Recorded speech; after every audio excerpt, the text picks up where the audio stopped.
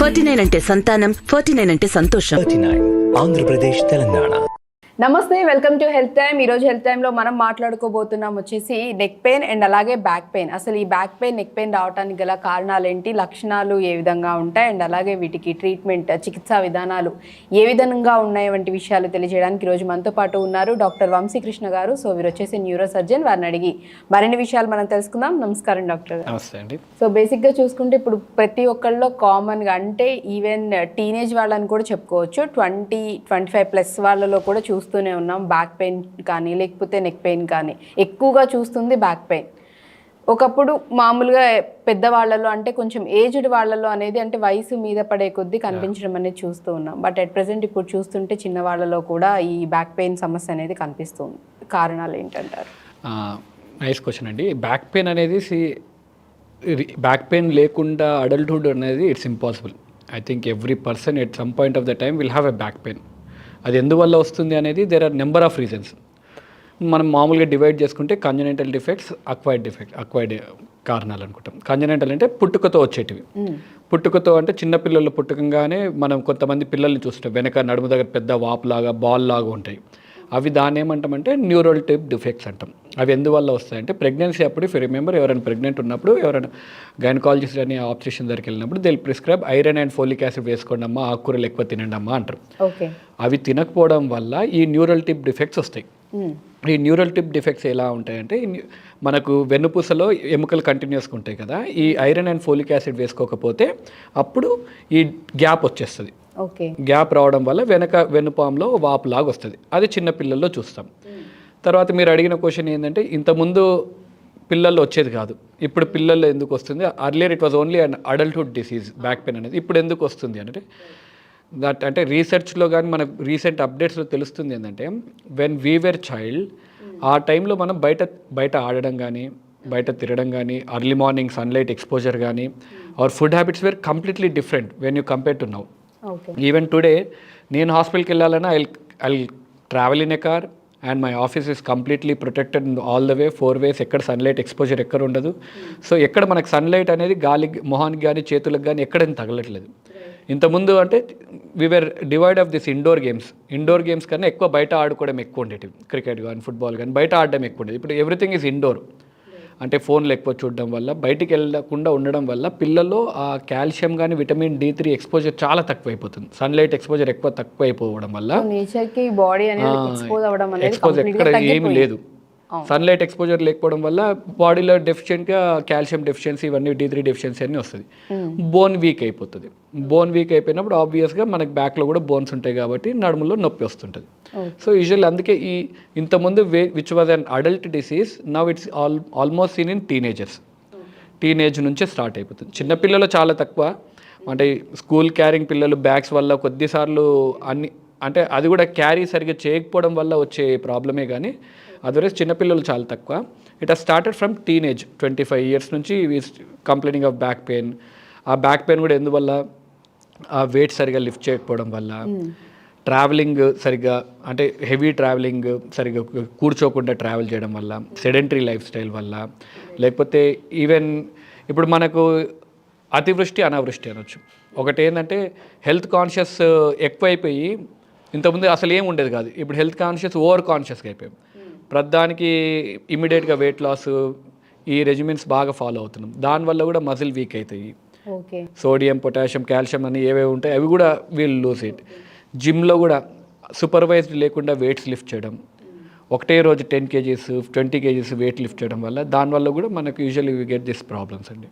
So అలా కూడా teenage వాళ్ళలో రావడానికి రీజన్. అండ్ అగైన్ ఇక్కడ ఇంకొక డౌట్ కూడా ఉంది. బేసిక్గా ఒకప్పుడు చూసుకున్నట్లయితే ఎంత వెయిట్ అయినా కానీ, ఈవెన్ లేడీస్ అయినా, జెంట్స్ అయినా, మ్యారీడ్ 2-3 పిల్లల్ని కన్న తల్లులు కూడా ఎంత దూరం అన్నా వెళ్ళడం కానీ, ఏదైనా హెవీ వెయిట్స్ కూడా వాళ్ళు చక్కగా మొత్తం మోసేవాళ్ళు.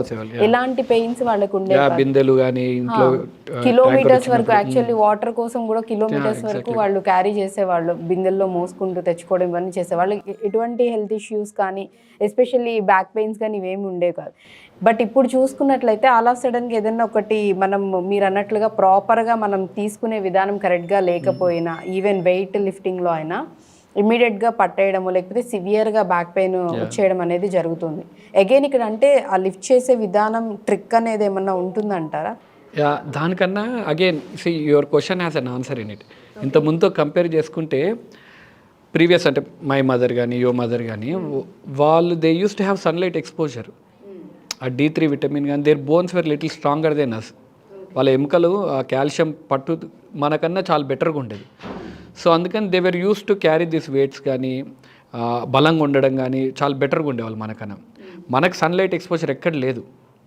వీఆర్ సన్లైట్ ఎక్స్పోజర్ ఎక్కువ లేదు and hour food habits also completely changed. ఇంతకుముందు ఇంత జంక్ ఫుడ్ లేదు. నవ్ ఎవ్రీథింగ్ జంక్ ఫుడ్ ఈజీగా ఉంది.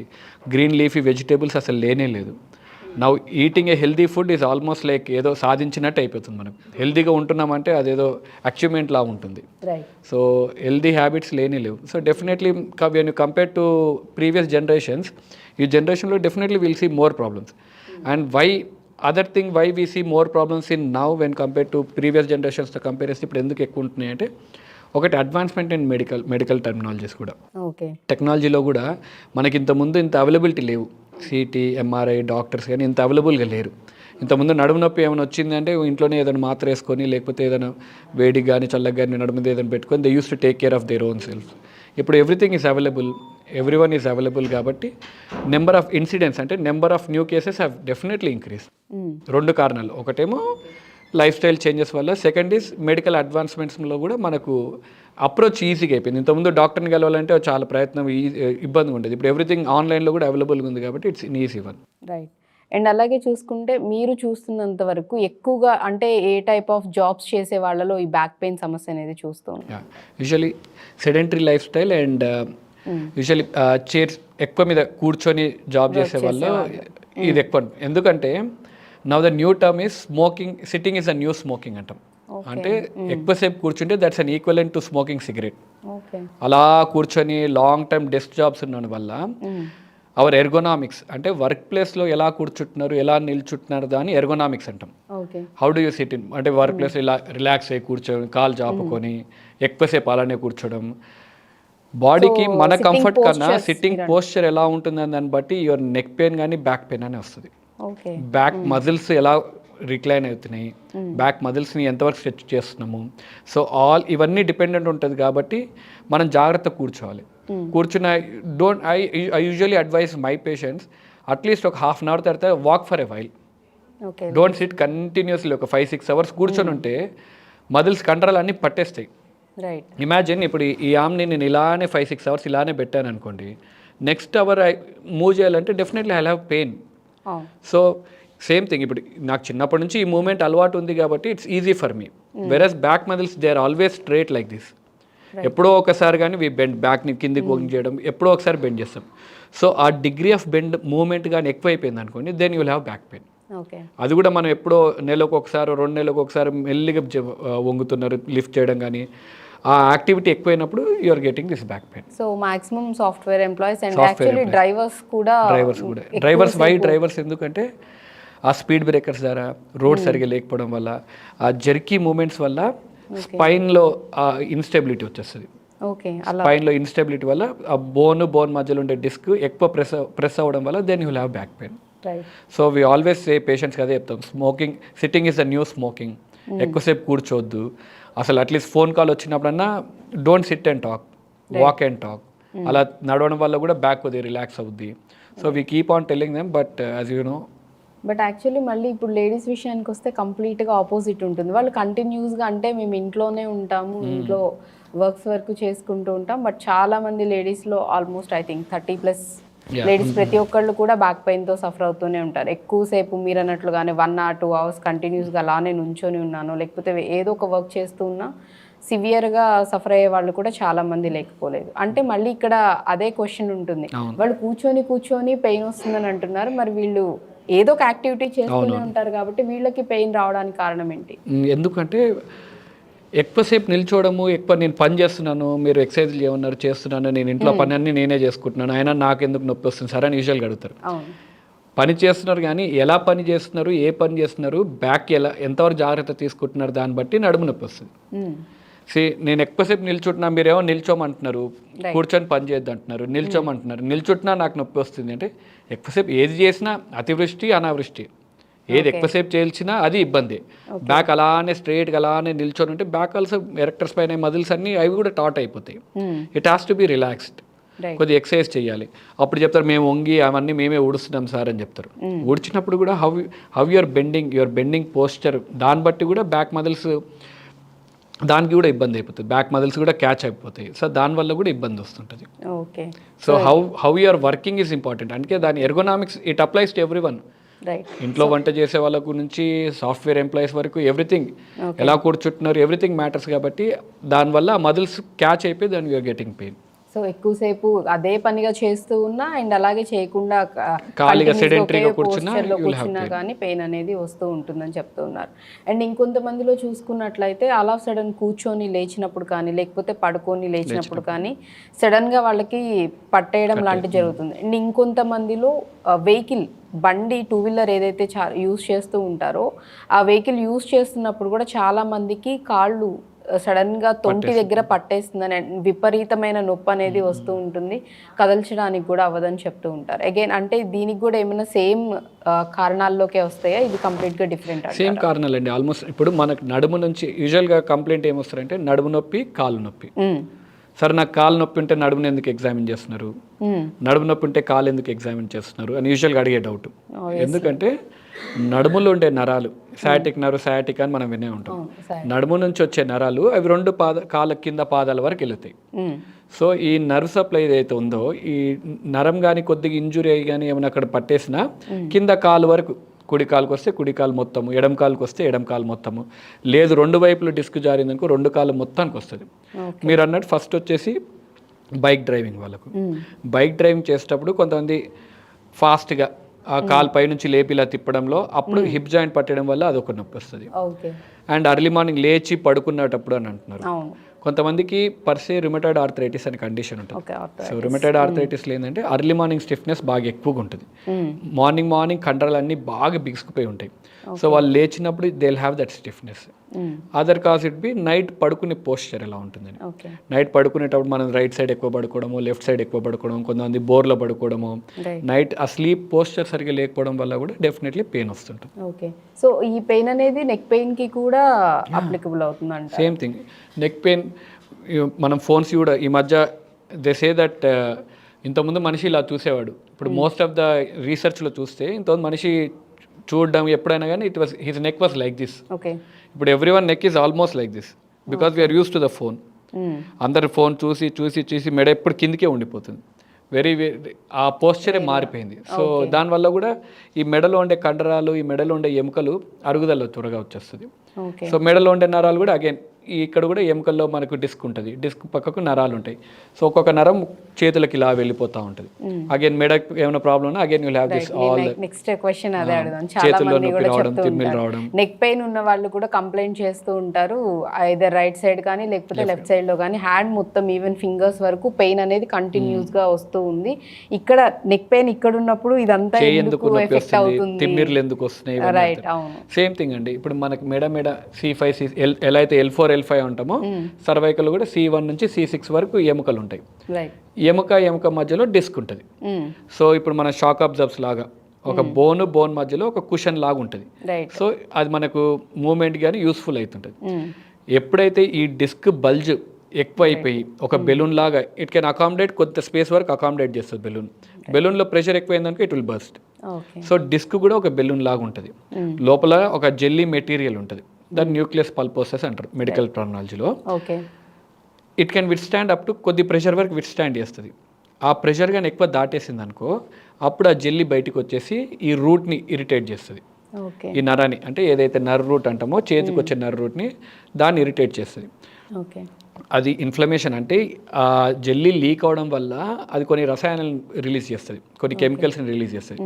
దానివల్ల నొప్పి రావచ్చు, లేకపోతే నరం మీద ఆల్మోస్ట్ పడిపోయింది అనుకోండి మెకానికల్ ప్రెషర్ వల్ల కూడా నొప్పి రావచ్చు. ఇప్పుడు మనకి ఏదైతే నరం ఇట్లా తగిలితే ఇలా జిల్లని నొప్పి వస్తుందో సేమ్ అవే నరాలు ఇక్కడ నుంచి మనకు నరాలు కూడా ఉంటాయి. So imagine some pressure is ఇక్కడ కంటిన్యూస్గా ఏదైనా ప్రెషర్ ఉంది దానికి ఎంత నొప్పి ఉంటుంది. సో ఈ మెడ నరాలు కూడా అంత సెన్సిటివ్గా ఉంటాయి ఈ నరాలు. దానికి కొద్దిగా డిస్క్ తగిలినా లేకపోతే వేరే కెమికల్స్ వచ్చి దాన్ని ఇరిటేట్ చేసినా you'll have that severe pain. కింది వరకు చేయి వరకు పట్టుకోవడానికి ఇబ్బంది రావడము, ఏదైనా బరువులు ఎత్తలేకపోవడము, చెయ్యి అంత సరే ఈ బొటనవేలు ఒక్కటే తిమ్మిర్లు వస్తున్నాయి, నాకు ఈ బొటనవేలు పట్టుకోవడానికి కూడా ఇబ్బంది అవుతున్నాయి, ఈ కంప్లైంట్స్తో వస్తుంటారండి. ఓకే. అండ్ అలాగే మీరు అన్నట్లుగా పోస్చర్స్ పడుకున్నప్పుడు కూడా చాలా వరకు ఇప్పుడు ఎలా అంటే అలా మీరు అన్నట్లుగా బోర్లా పడుకోవడం లేకపోతే ఎట్లా అంటే అలా ఒక పద్ధతిగా పడుకోవడం అనేది చాలా వరకు తగ్గిపోయిందని చెప్పాలి. అగైన్ వాటి వల్ల కూడా ఈ నెక్ పెయిన్ మీరు అన్నట్లుగా బ్యాక్ పెయిన్ అనేది కూడా. అండ్ ఇంకొంతమంది అడిగేది ఏంటంటే చాలా వరకు సజెస్ట్ చేస్తూ ఉంటారు పిల్లో పెట్టుకోకుండా పడుకోండి, చాలా మీకు నెక్ పెయిన్ ఏదైనా ఉన్నా కానీ చాలా వరకు రిలీఫ్ ఇస్తుందని చాలా మంది చెప్తూ ఉంటారు. సో అది ఎంతవరకు నిజమని అడుగుతున్నారు. నెక్ పెయిన్ బ్యాక్ పెయిన్కి bed pillow how important are they? See మనకి when you again same question, ఇంత ముందు కానీ ఇప్పుడు ఎందుకు ఎక్కువ వస్తున్నాయి? ఇంత ముందు టీవీ చూడడం అంటే అందరూ ఇంటి దగ్గర కూర్చొని అందరు చైర్లో కూర్చునే వాళ్ళు. నా every bedroom has a TV. No one is going to హాల్లో కూర్చొని చూసే రోజులు పోయినాయి. అందరు అలా వెనక ఆనేసుకొని ఆ దిండు సరిగ్గా పెట్టుకోకుండా రిలాక్స్ మోడ్లో రిలాక్స్ ఫర్ ద మన మైండ్కే రిలాక్స్. ఐ థింక్ బాడీ పోస్చర్కి రిలాక్సేషన్ ఏమి ఉండదు. మైండ్కి రిలాక్సేషన్ కంఫర్టబుల్ ఉన్నదాన్ని కూర్చుంటున్నాం. కానీ నెక్ మజిల్స్ ఎలా ఉన్నాయో చూసుకోము. వీళ్ళు స్లోలీ ఫస్ట్ కొద్దిసేపు ఇలా ఈ పోస్చర్లు ఉంటాం, then you slowly tilt down. ఆ మెడ ఎటుపోయినా మనకు సంబంధం లేదు, మూవీ మాత్రం కంటిన్యూ అవుతూనే ఉండాలి. సో ఆ మెడ ఎంత టిల్ట్ అయిపోతుంది, ఎంత స్ట్రెస్లో ఉన్నా సరే our concentration is more on the movie. So where you are happy and comfortable your neck muscles also will ఓకేలే ఫస్ట్ టైం చూస్తున్నాడు అట్లా అని neck muscles get accommodated. When this posture gets అంటే ఇలానే అలవాటు అయిపోతుంది అనుకోండి, then your neck muscles will get caught. Neck muscles పట్టేయడం కానీ బోన్ మధ్యలో ఉండే డిస్క్ స్లిప్ అవ్వడం కానీ ఇవన్నీ మెల్లిమెల్లిగా స్టార్ట్ అవుతాయి. ఒకరోజు పడుకున్న వల్ల వచ్చేటివి కావు. డిస్క్ జారాలంటే మీరు కంటిన్యూస్గా దాన్ని ఇరిటేట్ చేస్తే తప్ప అది మీకు టైం ఇస్తుంది, బాబు ఫస్ట్ టైం జాగ్రత్తగా ఉండు అని. దాన్ని రిపీటెడ్గా ఇరిటేట్ చేస్తే then you will have that problem. పడుకునేటప్పుడు జాగ్రత్తలు తీసుకోకపోతే పిల్లో ఒకసారి పిల్లో మీరు అడిగిన పిల్లో వాడొచ్చా లేదని, ఇట్స్ అన్ ఇండివిజువల్ వేరియేషన్. కొంతమందికి పిల్లో అసలు కనీసం మెడ కూడా బ్యాగ్ కూడా పెట్టలేని ప్లేస్లో ఉంటారు. సో కొంతమందికి పిల్లో నార్మల్ హైట్ ఒక 2 centimeter height would be and very good one. And second is bed కింద పడుకోవచ్చు కదా, ఫ్లాట్ బెడ్ మీద పడుకోవచ్చు కదా, కంఫర్ట్ బెడ్ మీద పడుకుంటే బ్యాక్ పెయిన్ వస్తుంది అన్నట్టు. లేదు నడుము నొప్పి కానీ కింద పడుకోగానే తగ్గిపోతుంది అన్నట్టు. యాక్చువల్లీ ఇలా కూడా చాలా మంది కింద పడుకుంటే సరిపోద్ది కదా, అంటే లైక్ టేబుల్ లాగా స్ట్రైట్ గా ఉన్న దాని మీద పడుకుంటే చాలా వరకు పెయిన్స్ తగ్గుతాయి కంపేర్ టు బెడ్స్ మీద పడుకునే దీనికన్నా కూడా అని చెప్తూ ఉంటారు. అంటే అది అందరికీ అలా వర్తించదు. ఎందుకంటే మన బ్యాకే స్ట్రైట్గా ఉంటుంది, ఇట్ హాస్ కర్వేచర్స్, లార్డోటిక్ కర్వేచర్ అని. ఈ కర్వేచర్స్ బ్యాక్ ఇలా ఉంటుంది మనకు, అండ్ దాని కింద మజిల్స్ కూడా ఉంటాయి. So our target is the muscles should be relaxed and ఈ పోస్చర్ కూడా మారకుండా ఉండాలి.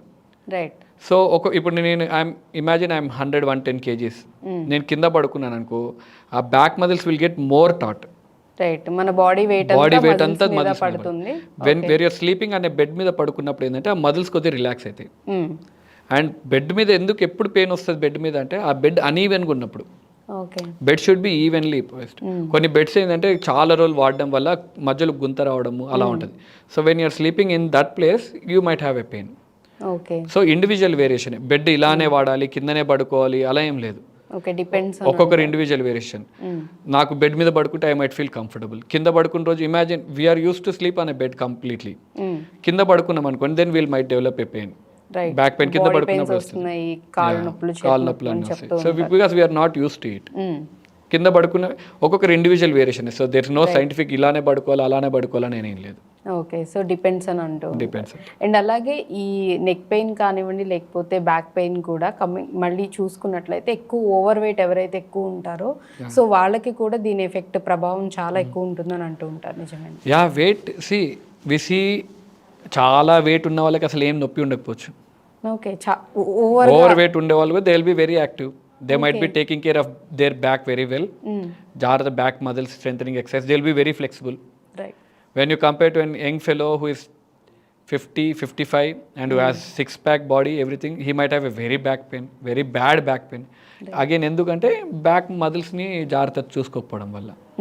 He might be 110 kgs, but he knows how to control his back. Back మజిల్స్ని ఫ్లెక్సిబుల్గా ఉండడం కానీ ఇవన్నీ జాగ్రత్త చూసుకుంటారు. కానీ మీరు అన్నట్టు బ్యాక్ మజిల్స్ ఓవర్ వెయిట్ ఉండడం వల్ల ఏం ప్రాబ్లం లేదంటే నో డెఫినెట్లీ ఓవర్ వెయిట్ ఉంటే ఏమైందంటే ఇమాజిన్ సంథింగ్ ఒక పుల్లి మీద ఇట్ హ్యాస్ ఓన్లీ 10 kgs వరకే మోయగలుగుతుంది. You are putting more weight on that one. అప్పుడు ఏమైంది దాన్ని లాగేసినట్టు అవుతుంది. సో బాడీ మజిల్స్ కూడా అంతే. యూఆర్ పుట్టింగ్ ఆన్ వెయిట్ ఎక్కువ వెయిట్ పుట్టంగానే back has to take care of your weight. So దాని అంతా కంట్రోల్ బ్యాకే చేయాలి కాబట్టి ఎక్కువసేపు నిల్చున్నప్పుడు ఆ ఓవర్ వెయిట్ తోటి your back gets strained out. So దానివల్ల విల్ గెట్ పెయిన్. అండ్ అలాగే చాలా మందిలో కూడా ఈ వెన్నుపూస ఏదైతే ఉందో మీరు చెప్తున్నారో డిస్క్, అది కొన్ని వాటి పొజిషన్స్ చేంజ్ అవ్వటం, లేకపోతే పక్కకి జరగటం, అరిగిపోవటం, డిస్క్ బల్జ్ మీరు ఇందాక చెప్పారు. ఇవి కూడా ఎక్కువ అంటే ఎటువంటి కండిషన్స్లో, ఎటువంటి కేసెస్లో జరుగుతూ ఉంటాయంటారు? యూజువల్గా మనకైతే మామూలుగా హ్యూమన్ బాడీలో from the age of 25 years disk అనేది అయితే మనం అనుకుంటామో it slowly start dehydrating. Okay, అంటే అరుగుదల మెల్లిమెల్లిగా 25 years నుంచి మెల్లిమెల్లిగా డీహైడ్రేషన్ అనేది స్టార్ట్ అవుతూ ఉంటుంది. ఓకే, సో డీహైడ్రేషన్ అంటే ఆ డిస్క్లో ఉండే పల్ప్ ఏదైతే ఉంటుందో అది మెల్లిమెల్లి అరిగిపోవడం వల్ల బై ద ఏజ్ ఆఫ్ కొన్ని ఏజెస్ వరకు డిస్క్ బల్జ్ అనేవి స్టార్ట్ అయ్యి జారి డిస్క్ జారడం అంటాం కదా, ఇది జారి నరాన్ని ఇరిటేట్ చేయడం వల్ల మనకు నొప్పి వస్తుంది. అదర్ థింగ్ వచ్చేసి బై ఏజ్ అయ్యే కొద్దీ బోన్లో ఉమెన్లో యూజువల్ మెనోపాస్ వచ్చే ఏజ్ వచ్చే వరకు అండ్ యూజువల్ మెన్స్ట్రువల్ సైకిల్లో బ్లీడ్ లాస్ ఎక్కువ ఉంటుంది కాబట్టి అప్పుడు కాల్షియం డెఫిషియన్సీ ఇవన్నీ ఉంటాయి. సో బోన్ స్ట్రెంత్ వీక్ అయిపోతుంది. సో బోన్ స్ట్రెంత్ వీక్ అయిపోతే బోన్ మధ్యలో ఉండేది డిస్క్. ఇప్పుడు ఇదొక ఎముక మధ్యలో డిస్క్ ఉంది. సో ఈ ఎముక అరిగిపోతుంది అనుకోండి, సో ఈ స్పేస్ కూడా తగ్గిపోతుంది. ఇంత ఉండాల్సిన స్పేస్ ఈ స్పేస్ తగ్గిపోయింది అనుకోండి, ఈ మధ్యలో ఉండే డిస్క్ కూడా కంప్రెస్ అయిపోతుంది, దీని మీద ఒత్తుకుపోతుంది. సో ఈ డిస్క్ చుట్టుపక్కల నరాలు ఉంటాయి. సో ఆ నరానికి టచ్ అవ్వగానే you will have that pain. So వయసు రీత్యా ఏజ్ అయ్యే కొద్దీ ఒకటి ఎముక అరిగిపోతుంది, ఇంకోటి ఏమో డిస్క్ జారుతుంది, డిస్క్ డీహైడ్రేట్ అయిపోతా ఉంది. సో ఈ రెండు కారణాలు కలిసినప్పుడు ఇంకా నొప్పి ఎక్కువైతుంది అప్పుడు మనకి. అండ్ అలాగే మీరు అన్నట్లుగానే చాలామంది అడుగుతున్న క్వశ్చన్ ఏంటంటే 30+ లేడీస్లో చూసుకున్నట్లయితే ఖచ్చితంగా ప్రతి ఒక్క ఉమెన్ కూడా కాల్షియం టాబ్లెట్స్ అనేవి ఖచ్చితంగా డెఫిషియన్సీ స్టార్ట్ అవుతుంది కాబట్టి కాల్షియం టాబ్లెట్స్ తీసుకుంటే చాలా మంచిదని చెప్తూ ఉన్నారు. బట్ అగైన్ చాలామంది అడిగేది ఏంటంటే అలా కాల్షియం టాబ్లెట్స్ తీసుకోవడం వల్ల అంటే మెడిసిన్గా తీసుకోవడం వల్ల ఏమన్నా సైడ్ ఎఫెక్ట్స్ ఉంటాయా, ఖచ్చితంగా తీసుకోవాలంటారా? ఇఫ్ ఇన్ కేస్ ఒకవేళ మెడిసిన్ కాకుండా అయితే వేరే రకంగా ఏ విధంగా తీసుకోవాలి? యూజువల్గా ఉమెన్లో వై వీఆర్ కన్సిడర్ ఇంతకుముందు ఐ కెన్ సే ఇంతకుముందు ఉమెన్ ఒక్కరే అనుకునే వాళ్ళం, but I can say men and women are equally ఈ ఇబ్బందికి గురవుతున్నారు. ఎందుకంటే అగైన్ యాజ్ యూజువల్ అనుకున్నట్టు సన్లైట్ ఎక్స్పోజర్ ఎక్కువ లేకపోవడం, additionally women has this problem, మనకి మెన్స్ట్రువల్ బ్లీడింగ్ సైకిల్ ఉంటుంది కాబట్టి అక్కడ మనకు కొద్దిగా డెఫిషియన్సీ కూడా ఉంటుంది. మెనోపాజ్ ఏజ్ ఇవన్నీ వచ్చేసరికి కాల్షియం డెఫిషియన్సీ ఎక్కువ ఉంటుంది when you compare to men. So జాగ్రత్తలు ఏం తీసుకోవాలి, whether to take calcium tablets directly, అందరు తీసుకోవాల్సిన అవసరం లేదు. If they are taking a good healthy lifestyle, వాళ్ళు బాగానే ఉంటే వాళ్ళు కాల్షియం ఏమి అంటే ప్రిస్క్రిప్షన్ లేకుండా డైరెక్ట్ అలా తీసుకోవాల్సిన అవసరమే లేదు కాల్షియం. వచ్చింది కాబట్టి కంపల్సరీ అప్పుడు తీసుకుంటే దానివల్ల సైడ్ ఎఫెక్ట్స్ కూడా ఉంటాయి. కాల్షియం టాబ్లెట్స్ ఎక్కువ తీసుకున్నారు కిడ్నీ స్టోన్స్ ఫామ్ అవడం, రీనల్ క్యాల్కులై ఫామ్ అవడం ఇవన్నీ కూడా ఉంటాయి. హైపర్ ఆస్టియోపోరోసిస్ అని కూడా ఉంటాయి, అంటే కాల్షియం ఎక్కువ ఓవర్ కాల్షియం కూడా ఉండడం కూడా ఉండదు. Then how do we go అంటే then if you are feeling weak కానీ ఫెటిక్ కానీ బోన్స్ కానీ అంటే కొద్దిగా బ్యాక్ పెయిన్ కానీ నెక్ పెయిన్ కానీ జాయింట్ పెయిన్స్ కానీ ఎక్కువ అవుతున్నప్పుడు get a blood test done, serum calcium కానీ D3 కానీ, ఆర్ ఎల్స్ ఒకసారి కొన్నిసార్లు ఎక్స్రే చేసినా బోన్ ఎలా ఉందో తెలిసిపోద్ది. Other test is also call bone mineral density అని కూడా అంటారు. ఓకే, అగైన్ టెస్ట్ల గురించి వచ్చింది కాబట్టి సో ఈవెన్ యూజువల్గా నెక్ పెయిన్ బ్యాక్ పెయిన్ రెండింటితో సఫర్ అయ్యే వాళ్ళకి కామన్గా యూజువల్గా చేసే టెస్ట్లు ఏంటి అంటే ఎలా కన్ఫర్మేషన్ చేస్తారు? ఓన్లీ ఇఫ్ ఇట్స్ ముందు actual back pain neck pain ఎందువల్ల వచ్చింది, అసలు డాక్టర్ దగ్గరికి పోతే ఏం చేస్తాడు, ఏం టెస్టులు రాస్తాడు, దట్స్ డిఫరెంట్. అసలు ఎందువల్ల వచ్చింది, ఒకటి మనం అనుకున్నట్టు మజిల్, సెకండ్ బోన్, దాని తర్వాత స్పైనల్ కార్డ్, దాని తర్వాత నర్వ్స్. ఏ రీజన్ వల్ల వచ్చింది దాన్ని బట్టి అవర్ టెస్ట్ ఆల్సో డిఫరెంట్. మీరు డాక్టర్ దగ్గరికి వెళ్ళారు, he examined you, he feels that okay మీకు could be only muscle pain ఉంది అని అనుకుంటాం. మజిల్ పెయిన్ ఉన్నప్పుడు then he may not write any test. Muscle పెయినే కాబట్టి ఏం టెస్ట్లు ఏం రాయకపోవచ్చు, కానీ టెస్ట్లు రాయకుండా పోతే డాక్టర్కి ఏం తెలియదు అనుకుంటారు.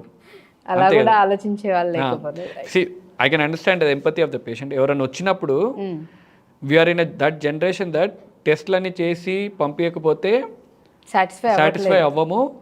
అండ్ రెండోటి ఏం తెలియదేమో లేదు, టెస్ట్లు ఏం రాయలేదంటే వీళ్ళకి ఏం తెలియదు అనే సెకండ్ ఒపీనియన్ ఇంకొక చోట రైట్. సో ఆ ఇబ్బంది అవుతుంది.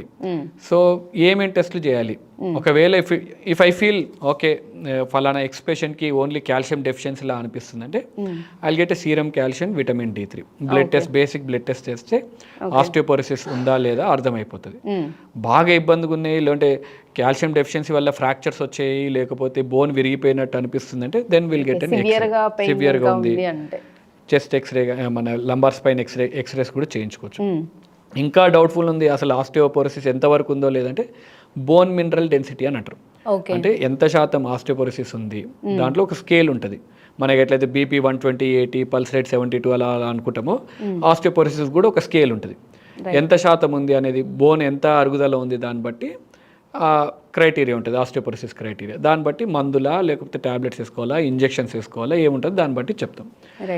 ఇది కాకుండా ఇంకేం టెస్ట్లు, అసలు రావడానికి నొప్పి బాగుంటుంది, నడుము నొప్పి కాళ్ళలోకి పాకుతుంది, మెడ నొప్పి చేతులకు పాకుతుంది అన్నప్పుడు దెన్ ఎగ్జామిన్ చేసిన తర్వాత మీరు డాక్టర్ని కలిసి నడుము నొప్పి ఉంది, కాళ్ళలో కూడా పాకుతుంది సార్, తిమ్మిర్లు బాగా వస్తున్నాయి, ఎక్కువ దూరం నడవలేకపోతున్నాను అంటే దెన్ హీల్ ఎగ్జామిన్ యూ.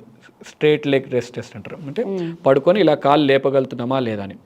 ఇలా కాళ్ళు లేపంగానే your getting a stretching pain వచ్చింది అనుకోండి, సో వెనక మన సయాటిక్ నర్వ్ ఇరిటేట్ అవుతున్నట్టు ఉన్నట్టు. So in that case you're not able to lift even 20-30 degrees కూడా లిఫ్ట్ చేయలేకపోతున్నాం అంటే then it clearly indicates that ఏదో డిస్క్ అక్కడ నడుము దగ్గర ఇరిటేట్ చేస్తుంది, అందుకే కింద కాళ్ళల్లో కూడా బలం రావట్లేదు. In that case will get an MRI done. MRI చేస్తే మనకు నరం ఎంతవరకు జారింది, ఎంతవరకు ఇరిటేట్ చేస్తుందో MRIలో will gives a clear picture to us. So nerves కి రిలేటెడ్ అయితే కనుక MRI చేస్తారు, లేదంటే ఎక్స్రే కానీ బ్లడ్ టెస్ట్ కానీ ఉంటుంది. బట్ ఇంకొంతమంది చేస్తుంది చాలా వరకు కూడా, అంటే ఎంతవరకు కరెక్ట్ అనేది మీరే చెప్పాలి.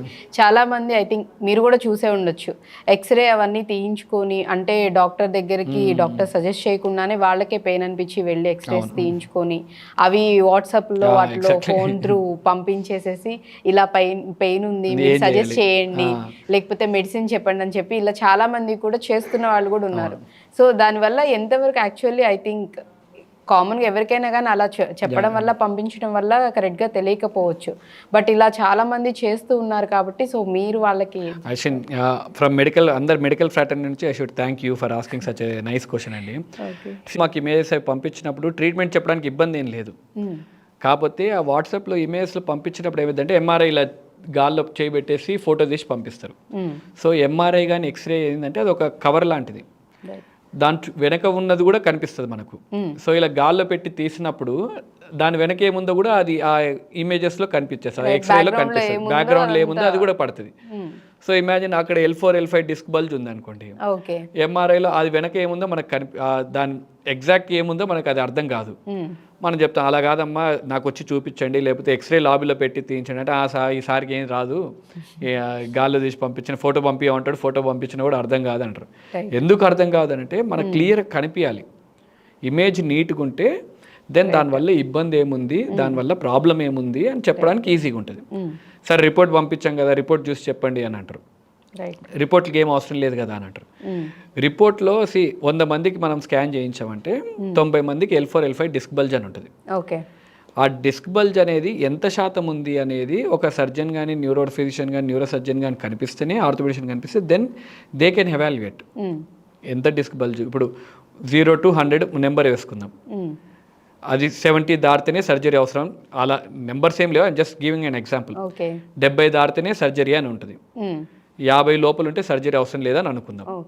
స్కాన్లో మాత్రం L4, L5 disc bulge scene అని ఉంటారు. కానీ ఎంతవరకు ఒత్తిడి ఉంది, ఆ నరం ఎంతవరకు ఒత్తిడి ఉంది, ఎంత శాతం డ్యామేజ్ అయింది అనేది మనం లైవ్గా ఆ ఇమేజ్ చూస్తేనే చేసి చెప్తేనే అర్థమైంది. కానీ ఇవేం చెప్పకుండా మనం వాట్సాప్లోనే అయిపోవాలి, ట్రీట్మెంట్ దాంట్లోనే అయిపోవాలి, కుదిరితే సర్జరీ కూడా వాట్సాప్లోనే అయిపోవాలి అన్నట్టు ఉండిపోతుంది. యాక్చువల్లీ ఆర్థరైటిస్ ప్రాబ్లం ఉన్న వాళ్ళు కానివ్వండి, ఇప్పుడు మనం మాట్లాడుతున్న నెక్ పెయిన్, బ్యాక్ పెయిన్ ఉన్న వాళ్ళు కానివ్వండి, చాలా వరకు ఎక్స్రేస్ అలా తీసి డాక్టర్స్కి పంపించి సజెషన్స్ అడగడం, లేకపోతే మెడిసిన్స్ ఏమన్నా మాకు పంపించండి అని చెప్పి అడగడం అనేది చాలా మంది చేస్తున్నారు. సో అగైన్ డాక్టర్ గారు చెప్తుంది ఏంటంటే అట్లా చేయొద్దని చెప్తున్నారు. ఖచ్చితంగా ఎనీ ఇష్యూ ఫిజికల్ ఎగ్జామిన్ ఖచ్చితంగా చేస్తారు, మనతో మాట్లాడి మళ్ళీ ఫ్యామిలీ హిస్టరీ, హెల్త్ ఏమైనా అంతకుముందు ప్రాబ్లమ్స్ ఉన్నాయి లేదా అవన్నీ చూసుకుని దాని తర్వాతే వాళ్ళు టెస్ట్లకు అనేది సజెస్ట్ చేస్తూ ఉంటారు. దాని తర్వాత రిపోర్ట్ని చూస్తూ మొత్తం అన్ని కలుపుకొని మనకి ట్రీట్మెంట్ అనేది చెప్తారు. కాబట్టి సో వాట్సాప్లో ఫోన్లో పంపించి రిపోర్ట్స్ పంపించేసి మెడిసిన్స్ అలా అడగటం లాంటివి మాత్రం ఐ థింక్ దయచేసి ఎవరు చేయకండి. అందుకు మీకోసమే క్వశ్చన్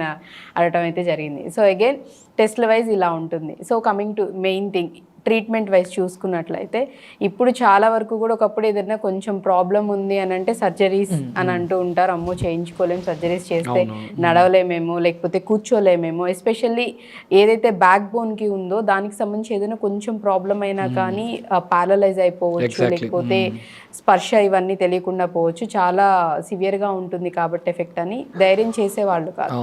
బట్ ఎట్ ప్రెసెంట్ ఇప్పుడు మనకి అవైలబుల్గా ఉన్న ట్రీట్మెంట్స్ ఏంటి, అడ్వాన్స్డ్ ట్రీట్మెంట్స్ ఏమి వచ్చాయి? యూజువల్లీ మీరు అన్నట్టు even if I'm not neuro surgeon, నడుము నొప్పి సర్జరీ అంటే అమ్మో నో వే సార్, నడుము నొప్పి సర్జరీ అంటే చేయించుకోవద్దని చెప్తారు. ఎందుకంటే ఇంతకుముందు అలా ఉండేది.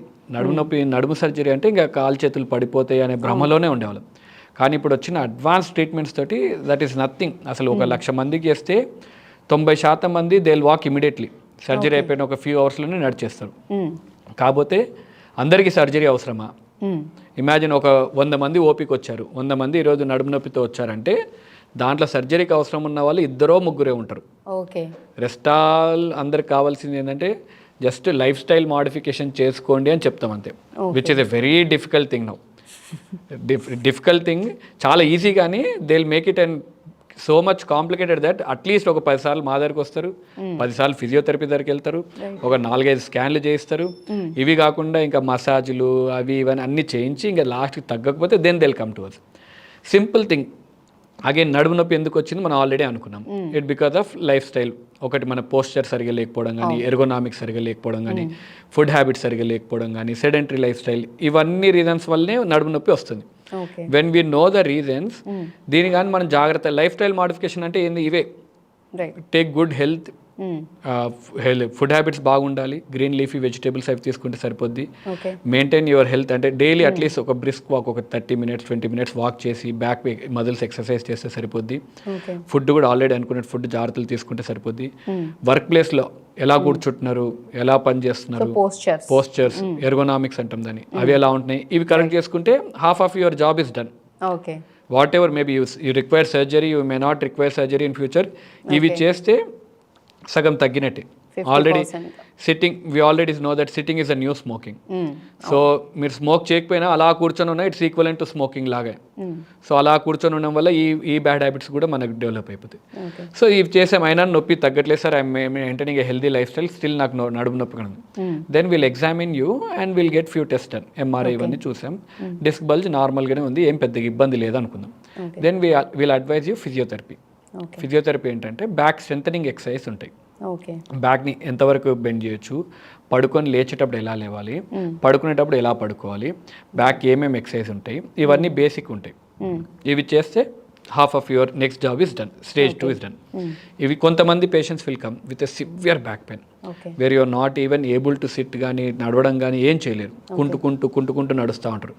అండ్ యూరినరీ డిఫికల్టీ కూడా ఉంటుంది వాళ్ళకు, మూత్రంలో కూడా కంట్రోల్ లేకుండా మూత్రం నుంచి కారడం, ఇవన్నీ ఇబ్బంది కూడా ఉంటాయి. సో అలాంటి పేషెంట్స్లో we see them. And disc bulge బాగా పెద్దగా ఉందనుకోండి, then we have for surgery. So then your question comes, surgery చేయించుకుంటే ఏమైనా ఇబ్బందులు ఉన్నాయి, రీసెంట్ అడ్వాన్స్మెంట్స్ ఏమైనా? ట్రెడిషనల్ సర్జరీ ఇంతకుముందు ఎలా చేసేవాళ్ళం అంటే వెనక నడుము దగ్గర ఒక ఘాటు గీసి ఆ బోన్ తీసేసి డిస్క్ ఏదైతే ఉందో డిస్క్ మొత్తం క్లియర్ చేసేసి, అవసరం అంటే ఎముక ముందుకు వెనక జారిందనుకో స్క్రూ రాడ్ వేసి ఫిట్ చేసేవాళ్ళం. పొజిషన్ ఒక సేమ్ పొజిషన్ తెచ్చేసేవాళ్ళం. That was an earlier and gold standard treatment అలా ఉండేది. నౌ అడ్వాన్స్ మెథడ్స్ ఏమొచ్చాయంటే ఎండోస్కోపిక్ సర్జరీస్ అంటున్నాం. ఎండోస్కోపిక్ సర్జరీస్ అంటే మనకి ఘాటు కూడా చాలా చిన్నది, మనకి చేతికి దెబ్బ తగిలితే 1 centimeter కన్నా తక్కువ ఉంటుంది ఇన్సిషన్. సో ఈ చిన్న ఘాటు నుంచి మనం ఎండోస్కోప్ ఎట్లయితే ఇప్పుడు మనకు అపెండిక్స్కి వచ్చిన ఇంత ఓపెన్ చేసేవాళ్ళు ల్యాప్ అపెండిక్సెక్టమీ అంటున్నాం, ఎవ్రీథింగ్ ఈజ్ ల్యాప్రోస్కోపిక్. అలానే నడుముకు కూడా ఎండోస్కోపిక్ సర్జరీస్ అని వచ్చాయి, చిన్న ఘాటు పెట్టేసి. ఇంకా అడ్వాన్స్ ఏంటంటే మేము చేసే అడ్వాన్స్ సర్జరీస్లో పేషెంట్కి పెద్ద మత్తు కూడా అవసరం లేదు, అంటే జనరల్ అనస్థీషియా. మనకి కార్డియాక్ ప్రాబ్లం కానీ, హార్ట్ ప్రాబ్లం కానీ, బ్రీతింగ్ ప్రాబ్లం ఇవన్నీ ఉన్నప్పుడు ఏంటంటే అప్పుడు జనరల్ అనస్థీషియా ఇవ్వడం పెద్ద ఇబ్బంది ఉంటుంది, పెద్ద మత్తు ఇవ్వలేం. సో ఈ సర్జరీస్కు మత్తు కూడా అవసరం లేదు. ఓకే పేషెంట్ మేము సర్జరీ చేస్తే పేషెంట్తో మాట్లాడుతుంటాం, ఓకే స్కోప్ పెట్టేసి పేషెంట్తో మాట్లాడితే ఎలా ఉన్నావు ఏందని మాట్లాడుతూ కరెక్ట్ ఆ పాయింట్ ఆ డిస్క్ దగ్గర రీచ్ అయినప్పుడు డిస్క్ తీసినప్పుడు ఇమీడియట్ పేషెంటే మనకు ఫీడ్బ్యాక్ ఇస్తారు, సార్ నాకు నొప్పి తగ్గిపోయిందని. So you can have and direct interaction feedback directly from the patient on table. ఇప్పుడు మనం వీడియోలో కూడా చూస్తుంటే నేను సర్జరీలో డిస్క్ తీస్తున్నప్పుడు you can see directly patient is telling okay sir నాకు పెయిన్ తగ్గిపోయింది ఇక్కడే అని. సో దానివల్ల అడ్వాంటేజ్ ఏంటంటే మనం పేషెంట్కి ఎంతవరకు రిలీఫ్ వచ్చింది, ఎంతవరకు నొప్పి తగ్గిపోయింది, అనస్థీషియా కూడా అవసరం లేదు. సో డైరెక్ట్లీ అనస్థీషియా అవసరం లేకుండా మనం డైరెక్ట్ పేషెంట్తో మాట్లాడుతూ ఇమీడియట్గా డిస్క్ తీసేయచ్చు. అడ్వాంటేజ్ ఇంకో అడ్వాంటేజ్ ఏంటంటే అంత కట్ చేయాల్సిన అవసరం లేదు కాబట్టి బ్లీడ్ లాస్ ఎక్కువ ఉండదు, మజిల్ ఇంజరీ ఏముండదు, ఇమీడియట్గా నడవడం కూడా ఉంటుంది. So what we do is ఈరోజు మార్నింగ్ సర్జరీకి తీసుకున్నాం అనుకో బై ఈవినింగ్ విల్ డిశ్చార్జ్ చేయం, డే కేర్ సర్జరీస్ లాగా అయిపోయినాయి. So it has become so advance. ఇంతకుముందు సర్జరీ చేస్తే అట్లీస్ట్ ఒక 1 month బెడ్ రెస్ట్ కానీ 1 month జాగ్రత్తగా ఉండండి అని చెప్పేవాళ్ళం. Now it is what we operate today and they go back to their work in the next day. Next day కూడా వెళ్తారు బట్ కొద్దిగా జాగ్రత్త ఒక 10 days అని రెస్ట్ తీసుకోండి బికాస్ ఆఫ్ సర్జరీ స్ట్రెస్ అంత ఉంటుంది కాబట్టి 10 days రెస్ట్ తీసుకోండి అని చెప్తాం. But they can do their daily activities immediately after the surgery. Okay so advanced treatments surgeries కూడా వచ్చాయి.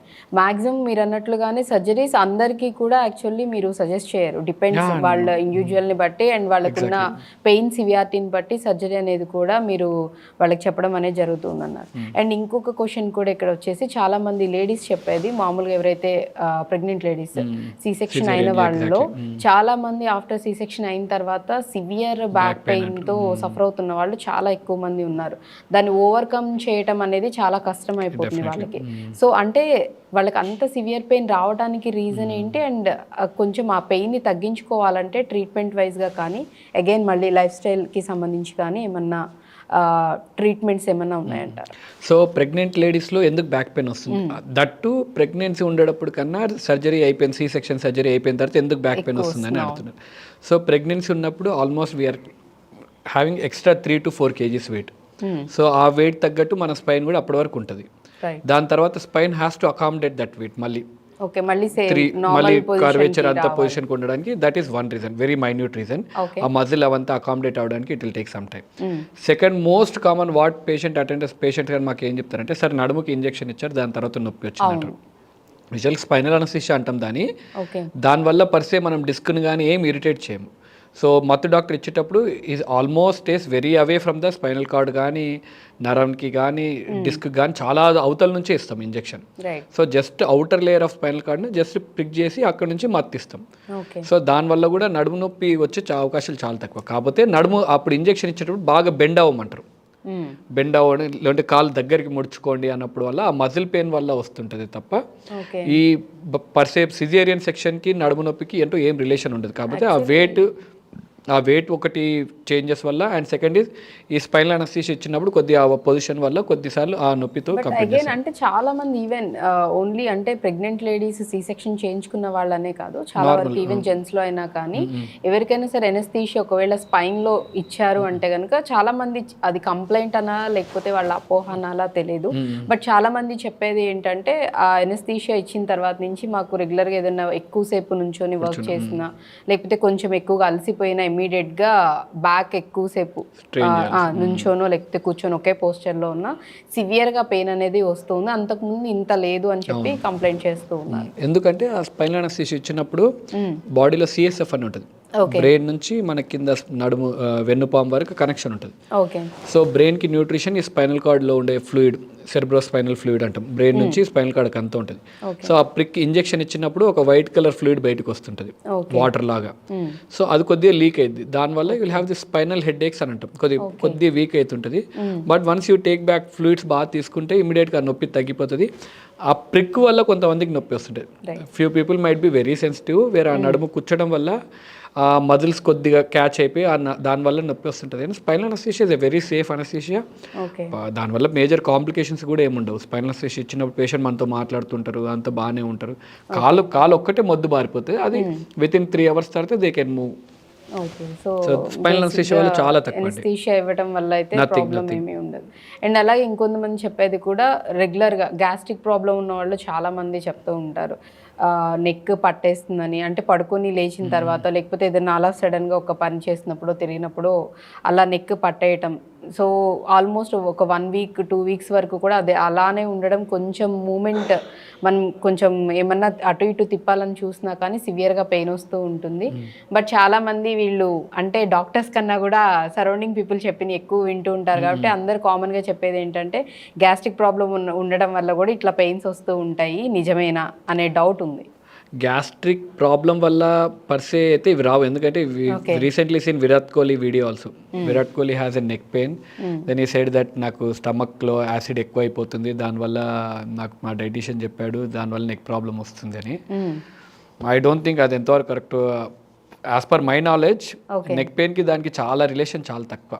Okay, see other thing could be gastric problem వల్ల అంటే వీఆర్ బెల్చింగ్స్ టూ మచ్ వల్ల దానివల్ల కొద్దిగా నెక్ మజిల్స్ కొద్దిగా ఇబ్బంది అవ్వచ్చు, కానీ దానివల్ల డిస్క్కి అయితే ఏం ఇబ్బంది ఏముండదు.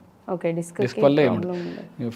అసిడిక్ ఉండడం వల్ల if you're not taking oral intake సరిగా లేకపోవడం వల్ల మనకు జనరల్ బాడీకి అందాల్సిన న్యూట్రియంట్స్ కానీ విటమిన్స్ కానీ తక్కువైపోవడం వల్ల కాల్షియం డెఫిషియన్సీ వల్ల ఈ ప్రాబ్లం రావచ్చు, కానీ డిస్క్ ప్రాబ్లం దీని గ్యాస్ట్రిక్ వల్ల వచ్చేది చాలా తక్కువ, చాలా తక్కువ. సో గ్యాస్ ప్రాబ్లమ్స్ వల్ల వచ్చే బ్యాక్ పెయిన్ యూజువల్గా ఈ నొప్పి నుంచి వెనక పాకుతుంది నొప్పి అని అంటారు.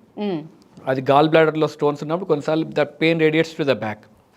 సో స్టోన్స్ ఉన్న వాళ్ళకి, కిడ్నీ స్టోన్ ఉన్న వాళ్ళకి యూజువల్గా చేసే లాయిన్ టు గ్రైన్ ఇక్కడ నుంచి ఇలా నొప్పి పాకుతుంది సార్ అంటారు. కిడ్నీ స్టోన్స్ ఉన్న వాళ్ళు కూడా కొన్నిసార్లు they come back to us back pain ఉందనే వస్తారు.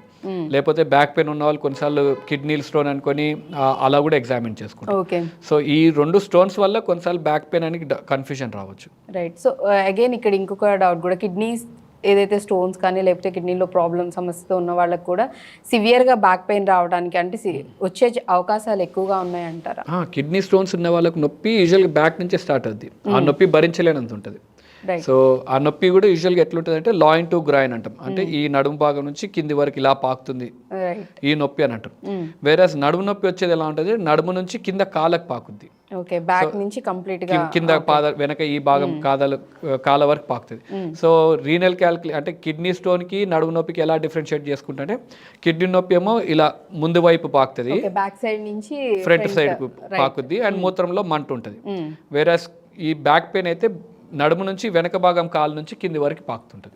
చాలా మందికి ఆ తేడా అనేది, ఆ కన్ఫ్యూజన్ లో యూజువల్గా కిడ్నీ స్టోన్ ఉన్న వారు మా దగ్గర రావడము, బ్యాక్ పెయిన్ ఉన్న వాళ్ళు కిడ్నీ డాక్టర్ దగ్గరికి వెళ్ళడం యూజువల్ జరుగుతూనే ఉంటుంది. We see lot of patients from nephrology, renal calculation అక్కడికి వెళ్ళి వాళ్ళు మాకు పంపించడం, మా దగ్గరకు వచ్చిన వాళ్ళు రీనల్ క్యాల్కులేషన్ పేషెంట్స్ మళ్ళీ అక్కడ పంపించడం, ఇవన్నీ జరుగుతూనే ఉంటుంది. రైట్. అండ్ అలాగే ఇంకొక క్వశ్చన్ ఏంటంటే, కొన్ని అంటే ఏదన్నా యాక్సిడెంట్స్ అయినప్పుడు, ఇంజురీస్ అయినప్పుడు కొంతమందికి ఆల్ ఆఫ్ సడన్గా ఈ కాళ్ళు లేకపోతే ఒక సైడ్ కాలు చేయి కానీ లేకపోతే కంప్లీట్గా 2 కాళ్ళు కానీ ఒక చేయి కానీ పని చేయకుండా ఉండడం, అసలు వాళ్ళకి మూమెంట్ ఉండదు, అండ్ అలాగే స్పర్శ కూడా లేకుండా ఉండడం అనేది కూడా జరుగుతూ ఉంటుంది. అగైన్ అంటే ఏ రీజన్ వల్ల అలా జరుగుతుంది, ఇది కూడా చాలా మందికి తెలుసుకోవాలనే ఇది కూడా. సో వెరీ గుడ్ క్వశ్చన్ అండి. యాక్సిడెంట్స్లో మనం యూజువల్లీ సర్వైకల్ కార్డ్ ఇంజరీస్ అంటాం. ఈ మెడ దగ్గర ఎముక ఉంటుంది కదా, ఒకదాని మీద ఒకటి స్లిప్ అయిపోద్ది, సబ్లాక్సేషన్ అంటాం. సో ఈ ఎముక మధ్యలో ఉండేది వెన్నుపాము. సో ఇమాజిన్ ఇది ఒక ఫ్రంట్ సైడ్ బోన్, ఇది బ్యాక్ సైడ్ బోన్, మధ్యలో వెన్నుపాము ఉంది. సో ఇది కరెక్ట్ ఇలా మెయింటైన్ అవ్వాలి. సో బోన్ స్లిప్ అయిపోయి దీని మీద పట్టేసింది అనుకోండి, దెన్ ఈ నరం ఒత్తుకుపోతుంది. సో మెడ నరాలు కింద బాడీ మొత్తాన్ని కంట్రోల్ చేస్తుంది. We see lot of patients C5 C6 subluxation cord కంప్లీట్గా ట్రాన్సెండ్ అయిపోద్ది. సో ఈ మెడ నరం కట్ అయిపోయింది అనుకోండి, కింద కాళ్ళ వరకు స్పర్శ ఏమి ఉండదు, కాళ్ళు చేతులు 2 పడిపోవడము. సో ఈ తగిలిని ఇమీడియట్గా వచ్చారు అనుకోండి మన దగ్గరికి, so if you do a surgery immediately recovery would be 70% ఉండొచ్చు. 70% ఉండొచ్చు, అది ఇమీడియట్గా దగ్గరలో ఉన్నప్పుడు వస్తే. The more you delay time is brain అంటాం అందుకే. So because it is connected with spinal cord, brain అంతా కనెక్ట్ అయి ఉంటుంది కాబట్టి ఇర్రివర్సిబుల్ డ్యామేజ్ అయిపోద్ది. నడుముకు కానీ కింద వెన్నుపాము కానీ ఇక్కడ లోపల మన మిడ్ బ్యాక్ అంటాం, కంప్లీట్ గా నరం అనేది కంప్లీట్ గా డ్యామేజ్ అయిపోతే ఇంకా అసలు మనం చేయడానికి ఏముండదు. ఓకే, దాని ఇంకా మనకి ఇప్పుడు మధ్యలో భాగం యూజువల్ డార్సల్ స్పైన్ ఫ్రాక్చర్స్ తోటి వస్తుంటారు, అంటే నడుము మధ్యలో భాగంలో ఆ ఫ్రాక్చర్స్ విరిగిపోయి వస్తారు, బోన్ అంతా విరిగిపోయి. అప్పుడు కూడా కాళ్ళు చేతులు స్పర్శ అంతా వెళ్ళిపోతుంది, మూత్రం ఇబ్బంది కూడా వస్తుంది. కనీసం వాళ్ళు మూత్రం కానీ విరోచనం కానీ వెళ్తున్నట్టు కూడా తెలియకుండా కంట్రోల్ లేకుండా ఉంటుంది. అలాంటి కండిషన్స్ త్వరగా వస్తే ట్రీట్మెంట్ అట్లీస్ట్ 50% 60% రికవరీ ఛాన్స్ ఉంటుంది. The more you delay the more the losses. Okay. So ఒకవేళ అంటే వాళ్ళు లేట్ చేసే కొద్దీ ఇంకా మనం ఇబ్బంది సర్జరీస్ చేసినా కానీ లైఫ్ లాంగ్ వాళ్ళు ఉన్నన్ని రోజులు ఇబ్బంది పెట్టి మళ్ళీ అంటే స్పర్శ ఈవెన్ అట్లీస్ట్ స్పర్శ అన్న వస్తుంది. తెలుస్తుంది. కాకపోతే it all depends on good rehab. Okay. Surgery ఒక్కటే కాదు ఇక్కడ, సర్జరీ తర్వాత రీహాబిలిటేషన్ బాగుండాలి. అంటే ఫిజియోథెరపీ, ఓకే. ఫ్యామిలీ సపోర్ట్ కానీ ఫిజియోథెరపీ సపోర్ట్ కానీ బాగా యాక్టివ్గా ఉండాలి. పేషెంట్ కూడా he has to have that will to recover. Okay. Physiotherapy కానీ బాగా గట్టిగా చేస్తే we seen patients who had complete card transaction, అంటే ఈ వెన్నుపూస మొత్తం ఎముక విరిగిపోయి కనీసం వచ్చినప్పుడు కాలు చేయి కదలలేకుండా కూడా ఉంటారు. Now they come back to us with walking, మెల్లిగా నడవడానికి కానీ ప్రయత్నిస్తూ. So if you have that will definitely recovery కూడా ఉంటుంది. ఓకే. అండ్ అలాగే చాలా మంది ఈ నరాలకి సంబంధించి ఏదైనా ప్రాబ్లం ఉన్నప్పుడు ఫిజిషియన్ని కంపల్సరీ వాళ్ళు చెప్పే కొన్ని ఎక్సర్సైజెస్ కూడా సజెస్ట్ చేస్తూ ఉంటారు. బట్ చాలా మంది చేస్తున్న మిస్టేక్స్ ఏంటంటే ఫస్ట్ సిట్టింగ్ అంటే మోస్ట్లీ ఒక 3-4 టైమ్స్ రావాల్సి ఉంటుందని చెప్తూ ఉంటారు. బట్ ఫస్ట్ సిట్టింగ్లోనే వీళ్ళు వచ్చి ఆ పెయిన్తో మేబీ సివియర్గా స్టార్టింగ్లో ఉండటం వల్ల అదర్ రీజన్స్ వల్ల ఒక్కసారి వస్తారు, అటెంప్ట్ మన వల్ల కాదని చెప్పేస్తారు, డ్రాప్ అయిపోతూ ఉంటారు. సో వాళ్ళకి మీరు చెప్పే ఎందుకంటే ఐ మీన్ యంగ్ జనరేషన్ కూడా if you go for gym first 2-3 days వెళ్తే will have that severe pain. వాళ్ళంతా నొప్పులు, జిమ్కి వెళ్ళినప్పుడు ఎలా అయితే పెయిన్ ఉంటుందో సేమ్ గోస్ విత్ ఫిజియోథెరపీ కూడా. Because you are not use to that muscles. ఆ మజిల్స్ ఎన్ని సంవత్సరాలు వాడలేదు. సో ఒకసారిగా వాడినప్పుడు ఆ మజిల్ పెయిన్ ఉంటుంది. So if you are getting that pain which is a good sign, continues చేయండి ఆ muscle pain, then it will be relieved. Muscle అంతా ఇట్లా పట్టేసుకొని ఉన్నాయి ఎన్నో సంవత్సరాల నుంచి. You have to mobilise them, stretch చేయాలి. ఎక్సర్సైజ్ ఒకటే రోజు ఇట్లా స్ట్రెచ్ అవ్వదు కదా. So you have to slowly stretch it. So మెల్లి ఫస్ట్ ఫ్యూ డేస్ చేసినప్పుడు యూ హ్యావ్ దట్ పెయిన్. ఎలా అయితే జిమ్కి వెళ్ళినప్పుడు పెయిన్ ఉంటుందో, లేకపోతే ఎక్కువ నడిచినప్పుడు కాలు నొప్పులు ఎలా వస్తాయో, ట్రావెల్ చేసినప్పుడు ఎలా అయితే పెయిన్ వస్తుందో, same thing with the physiotherapy exercise. Because you are not use to that muscles. ఆ మజిల్స్ని వాడకుండా అలా వదిలేసాము. ఒకసారి ఎక్సర్సైజ్ చేసినప్పుడు slowly you have that pain. First 2 days ఇబ్బంది ఉంటుంది, then once you slowly start doing you will feel better. But చాలా మంది అది స్కిప్ చేసేసి డాక్టర్స్ దగ్గరికి వచ్చేసి సివియర్ గా పెయిన్ ఉంది, మాకు పెయిన్ కిల్లర్స్ ఇవ్వండి, లేదంటే డాక్టర్స్ కూడా లేదు ఖచ్చితంగా మీరు కంటిన్యూ చేయాలన్నా వీళ్ళు మెడికల్ షాప్స్ కి వెళ్ళి పెయిన్ కిల్లర్స్ తెచ్చుకో. బికాస్ మనకేంటంటే it is drugs are easily available మనకు. ఆన్ కౌంటర్ అంటే మెడికేషన్ ఎనీథింగ్, ఏ మెడికేషన్ అయినా ఆన్ కౌంటర్ ఈజీ అవైలబుల్ ఉంది కాబట్టి విచ్ ఈజ్ ఈజీ. ఎక్సర్సైజ్ చేయడం చాలా కష్టం. లైఫ్ స్టైల్ మాడిఫికేషన్స్ ఇంపాసిబుల్ మనకు. అంటే టైంకి తినాలి, టైంకి పడుకోవాలి, లేవాలి, ఎక్సర్సైజ్ చేయాలంటే కష్టం. దానివల్ల ఒక ట్యాబ్లెట్ వేసుకుంటే ఈజీ కదా. So we are use to that habit. కానీ ఆ ట్యాబ్లెట్ వల్ల సైడ్ ఎఫెక్ట్స్ ఏముంటే అవన్నీ ఆలోచించాం. పెయిన్ కిల్లర్స్ ఎక్కువ వేసుకున్నాం అనుకోండి, ఏ మాత్రం తీసుకున్నా ఇట్ హ్యాస్ టు ఎక్స్క్రీట్, బయటికి రావాల్సిందే బాడీ నుంచి, మూత్రం నుంచి అయినా కానీ విరోచనాల నుంచి అయినా. సో ఎక్కువ ఈ టాబ్లెట్స్ తీసుకోవడం వల్ల కిడ్నీకి ఎక్కువ డ్యామేజ్ అవుతుంది. సో అదొకటి మర్చిపోతారు. సెకండ్ థింగ్ ఏంటంటే సెంట్రల్లీ యాక్టింగ్ మజిల్ రిలాక్సెన్స్ ఉంటాయి. ఈ టాబ్లెట్లు వేసుకుంటే మత్తుగా ఉంటుంది. So that is why we usually avoid writing any pain killers to patients. అసలు బాడీ తత్వం ఏంది, నొప్పి ఉందంటే it implies that you need rest అని. ఇప్పుడు నాకు చెయ్యి ఇక్కడ విరిగిందంటే నా చేతిని కదలకుండా బాడీ ఆపేస్తుంది నొప్పితోటి. అయినా నేను అట్లే కదిలిస్తాను, నొప్పి మాత్రలు వేసుకొని కదిలిస్తానంటే what is your damaging your own self. ఇప్పుడు నాకు ఇమాజిన్ నాకు ఈ వేల్ ఫ్రాక్చర్ అయింది. So body will send receptors to my brain. చెయ్యి ఇక్కడ విరిగింది, ఈ వేలు కదిలించొద్దు అని ఇట్ గివ్స్ రిసెప్టర్స్, బ్రెయిన్కి సిగ్నల్ పంపిస్తుంది, బాబు ఈడొచ్చి వేలు విరిగింది దీని ఏం కదిలించకు అని. అప్పుడు నేనేం చేస్తా, ఈ రిసెప్టర్స్ ఏవైతే పోతున్నాయో ఇక్కడ జెండు బామ్ రుద్దుకోనో లేదంటే ఒలిని క్రీమ్ రుద్దుకోనో ఈ రిసెప్టర్స్ని నేను బయటికి పంపించకుండా ఆపేస్తున్నాను. I will have that relief. అప్పుడు ఆ టైం వరకు రిసెప్టర్స్ పోవు కాబట్టి అక్కడ వరకు నొప్పి తగ్గిపోయినట్టు అనిపిస్తుంది. కానీ ఇక్కడ ఫ్రాక్చర్ అలానే ఉంది. సో ఈ ఫ్రాక్చర్కి ఏం చేయకపోతే then you will be losing. ఆ చెయ్యి అలానే మిగిలిపోతుంది. నడుముది కూడా అంతే. నడుముకు కూడా మనకు డిస్క్ జారినప్పుడు it gives an indication that you need rest అని. బెడ్ రెస్ట్ తీసుకోండి. కాలుకి కూడా పాకుతున్నప్పుడు రెస్ట్ ఇంపార్టెంట్ అని. మనం ఏం చేస్తాం, పోయి మసాజ్ చేస్తాం. మసాజ్ చేయడం, దాన్ని జెండు బామ్ రుద్దడం, లేదంటే ఒలిని స్ప్రే కొట్టడం. కొట్టినప్పుడు ఆ రుద్దుకున్నప్పుడు ఏమైందంటే రబ్ చేయడం వల్ల ఆ బ్రెయిన్కి ఏవైతే రిసెప్టర్స్, స్కిన్ నుంచి వెళ్ళాల్సిన రిసెప్టర్స్ అన్నీ కట్ అయిపోతాయి. సో ఆ మసాజ్ చేసిన కాసేపు బాగానే ఉంటుంది. మళ్ళీ తర్వాత కానీ ఏ మనిషి లోపలికి వెళ్ళి డిస్క్ని మసాజ్ చేస్తూ డిస్క్ని అయితే బయటికి తీయలేరు కదా. సో అది అక్కడే ఉండిపోద్ది. సో ఇంకొక డిసడ్వాంటేజ్ అంటే నొప్పి తగ్గింది కానీ మనం ఎక్కువ వాక్ చేయడం, ఎక్కువ బెండ్ చేయడం, పనులు ఎక్కువ చేయడం వల్ల ఆ డిస్క్ ఇంకా ఎక్కువ ప్రొలాప్స్ అయిపోద్ది. సో కొన్ని ఎక్కువ డ్యామేజ్ అయిపోతే కొంతమంది పేషెంట్లు కనీసం నడవలేని స్థితిలో వస్తారు, వీల్ చైర్లో రావాల్సి వస్తుంది. ఏదైతే సింపుల్ మెడికేషన్ ఎక్సర్సైజ్ చేసి తగ్గిపోవాల్సింది కంప్లీట్ కాలు పడిపోయి వస్తారు. ఓకే, అటువంటి కండిషన్స్ కూడా జరుగుతూ ఉంటాయి కాబట్టి సో అలాంటివి ఏమీ అంటే మన ఓన్గా మనమే ట్రీట్మెంట్ exactly. చేసుకోవడం లాంటివి చేయొద్దని చెప్తూ ఉన్నారు. అండ్ అలాగే ఇంకొకటి లాస్ట్ అండ్ ఫైనల్ క్వశ్చన్ వచ్చేసి చాలామంది తిమ్మిర్లు ఒకటి చేతులు కాళ్ళు తిమ్మిర్లు రావటం అని చెప్పడము, లేకపోతే ఇంకొంతమంది చెప్తూ ఉంటారు అంటే పట్టు అనేది ఉండట్లేదు, చాలా నరాలు వీక్నెస్ అని చెప్తూ ఉంటూ ఉంటారు. ఏదైనా పట్టుకోవాలన్నా అంత స్ట్రాంగ్గా పట్టుకోవడము లేకపోతే హోల్డ్ చేయడం అనేది వాళ్ళకి ఉండదు. అండ్ ఈవెన్ నుంచినప్పుడు కూడా అంత స్టేబుల్గా ఎక్కువసేపు నిలబడలేకపోతూ ఉంటామని చెప్తూ ఉంటారు.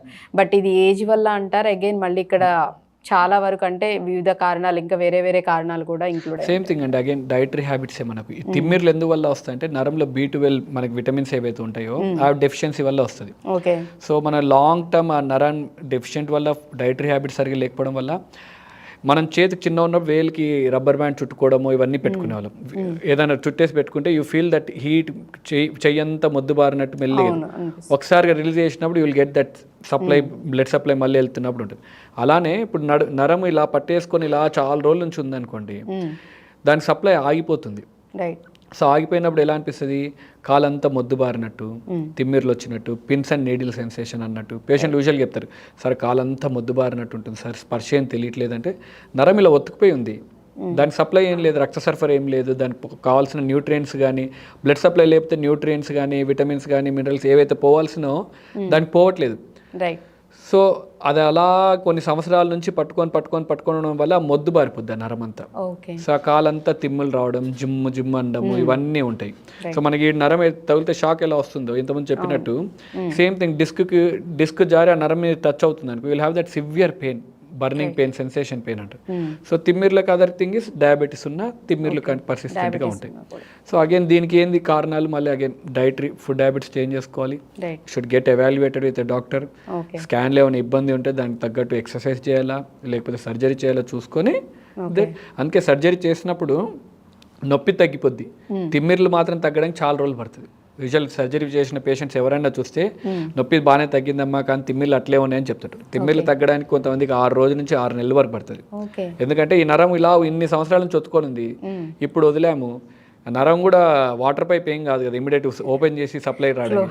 So it will take some time, slowly మెల్లి దానికి సప్లై వస్తున్నప్పుడు యాక్చువల్గా అదే చెప్తాం పేషెంట్కి, స్పర్శ వస్తుందంటే which is good thing after surgery. మెల్లిమెల్లిగా పాదం నుంచి, ముందు తొడ నుంచి, దాని తర్వాత మోకాల నుంచి, దాని తర్వాత యాంకిల్, దాని తర్వాత పిక్క నుంచి లాస్ట్కి కింద ఫుట్ నుంచి లాస్ట్కి వెళ్ళిపోతుంది. Usual that is how it progresses. So ఆ విధంగా జరుగుతుంది. సో అగైన్ ఏదన్నా ఏ హెల్త్ ఇష్యూ అయినా ఖచ్చితంగా ఫుడ్తో కనెక్టివిటీ అనేది ఉంటుంది. బట్ చాలా వరకు కూడా నరాలకి సంబంధించి కానీ లేదంటే బోన్స్కి సంబంధించి కానీ ఏదన్నా ప్రాబ్లం ఉంది అంటే వాతం ఎక్కువగా ఉంటుంది. సో వాతం రిలేటెడ్వి కూడా తినొద్దు. అండ్ అలాగే కాల్షియం తగ్గితే తీసుకోవాలని చెప్తూ ఉంటారు. బట్ నెక్ పెయిన్ కానీ బ్యాక్ పెయిన్ కానీ సివియర్గా ఉన్నప్పుడు రీజన్స్ చాలానే ఉన్నాయి, మీరు చెప్పినట్లుగానే అరిగిపోతూ ఉంటాయని. సో స్ట్రెంగ్తెన్ చేసుకోవాలి బోన్స్ని అంటే food green again dietary habits, dairy మనకు పాలు కానీ చీజ్ కానీ egg, food resources which have good egg and also green leafy vegetables. ఈ బేసిక్స్ తీసుకుంటే చాలు. ఇవి కాకుండా ఇంకా నేను రోజు కాల్షియం టాబ్లెట్స్ వేసుకుంటానంటే ఇబ్బంది, కానీ అదర్వైజ్ యూ టేక్ దిస్ రెగ్యులర్గా. మనం మామూలుగా రోజు ఒక గ్లాస్ పాలు, early morning sunlight exposure, and chicken mutton కూడా తీసుకున్న కొద్ది ప్రోటీన్ కూడా బాగానే ఉంటుంది దాంట్లో, గ్రీన్ లీఫీ వెజిటబుల్. ఈ బేసిక్స్ తీసుకుంటే చాలు డైలీ. ఓకే, సో డైట్ అనేది ప్రాపర్గా డైలీ తీసుకునేది మామూలుగా తీసుకుంటే తీసుకున్నట్లయితే కనుక, సో ఈ లైఫ్ స్టైల్ కూడా చెప్పారు కాబట్టి సో అవన్నీ ఫాలో అవుతున్నట్లయితే కనుక అంటే ఫ్యూచర్లో రాకుండా ఉండడానికి చాలా వరకు పాసిబిలిటీస్ ఉంటాయి. ఆల్రెడీ వచ్చేసి ఉన్న వాళ్ళు మాత్రం ఖచ్చితంగా ఇవి ఫాలో అవుతున్నా అని కొంతలో కొంత రిలీఫ్ ఉంటుంది. బట్ ఖచ్చితంగా డాక్టర్ దగ్గరికి వెళ్ళి మీరు ట్రీట్మెంట్ అయితే ఖచ్చితంగా తీసుకోవాలి. లేదంటే డాక్టర్ గారు చెప్తున్నట్లుగానే ఆ పెయిన్ అనేది ఇంకా సివియర్ అయిపోయి డ్యామేజ్ ఇంకా ఎక్కువైపోతుంది. కాబట్టి ఖచ్చితంగా ఏదైనా ప్రాబ్లం ఉందంటే మాత్రం డాక్టర్ని మీరు వెళ్ళి ఖచ్చితంగా కలవండి అండ్ ట్రీట్మెంట్ అనేది చేయించుకోండి. And thank you so much doctor గారు, చాలా చక్కగా ఎక్స్ప్లెయిన్ చేశారు. Thank you. సో చూసారు కదా, ఇది వాళ్ళ టాపిక్. మరో టాపిక్తో మళ్ళీ మీ ముందుంటాను. Keep watching I dream news.